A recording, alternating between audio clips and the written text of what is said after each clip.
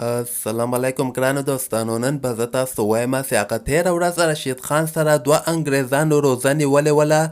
دغه ولې او په څه وجه باندې نیولې ده؟ آیا دغوی مسلمانان سوي دي؟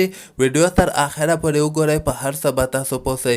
زه به تاسو ته وایم چې د افغانستان درې لوبغاړي رشید خان، مجیب زادران او همدغسې محمد نبي چې کوم دی په آی پی ایل کې خو دوی لوبې ترسره کوي، خو ښه کار یې دغه ده چې دوی مسلسل ډول باندې یعنې هرې روزه دوی نیسي، که لوبې او که لوبې نه، خو روزې باندې دوی کلک ولاړ دي. او دې نه علاوه بعضې د هندوستان یو لوبغاړی خلیل احمد هم نومیږي، هغوی به هم دوی سره روزه نیوله، یعنې دغه څلور لوبغاړو به همیشه پیشلمه هم یو ځای کوو او روزه ماتی به هم یو ځای کوو. David, how's your fasting today? Good, but I'm very thirsty and very hungry. My mouth is so dry. Yeah. Ken, how you feeling? Very good, thanks. Guys, these two legends are having fast today. It's a pleasure to have them here on the table. Very Fasting with the difficult. brothers.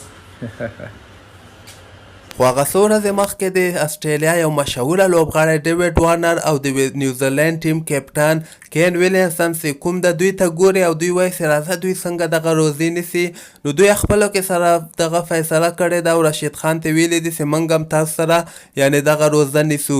نو چې څنګه دوی روزه نیولې ده، دغه ویډیو هم راغلی ده چې ډېر زیات په ټویټر کې او فیسبوک کې شیر شوې ده. تاسو کتلی سئ چې رشید خان چې کله کین ویلیمسن نه پوښتنه کوي چې تا روزه څنګه ول، هغه خو ورته وایي چې ډېره ښه روانه ده، او بل خواته چې کله ډیوډ وارنر نه پوښتنه کوي چې تا روزه څنګه روانه ده، د دې په جواب کې ورته وارنر وایي چې د ما روزه خو یعنې دومره اسانه نه ده، یعنې سخته ده، زه وږی م یم او تږی م یم. خو آخره کې بیا ډیوډ وارنر دا خبره هم کوي چې دا دومره اسانه کار نه ده.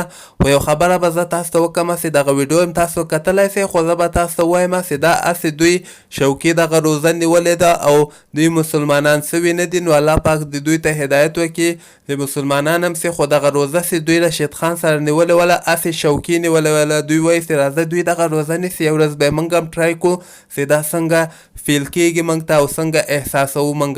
نو د دغه په وجه باندې دوی روزه نیولې ده. تاسو خپل نظر لاندې ما سره په کمنټ کې حتما شریک کړئ او د کرکټ تازه خبرو لپاره تاسو دغه چینل هم در سره سبسکرایب کولی سئ.